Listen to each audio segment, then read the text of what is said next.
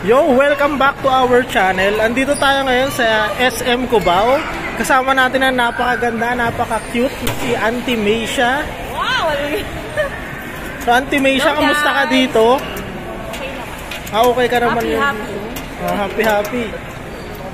Matagal ka na dito, 2005? Yeah. So 19 years ka na pala. So kailan ang pang 19th year mo dito? Malapit-lapit na rin. Yeah. So yung mga nag-abroad papuntang Korea, ano ba sila? Naging successful ba? Kamusta ngayon si Lenar at si Kuya Leo? Yun, nasa US si Lenar, tapos si Leo sa Korea. Nag-aaral kasi siya ng Korea nung nandito. Nagsusulat siya sa Korea. Tapos umuwi na ba ngayon si Kuya Leo? Umuwi siya nung nakaraan, pero balik na. Na Korea. Ano nung trabaho na rin ngayon? Pero parang nandun pa rin yung in-apply niya dati. Saan ka na nakitara ngayon natin, Meisha? Yung pa rin sa Caloocan. Malayo ba yun dito? Ay, nag-vlog ko.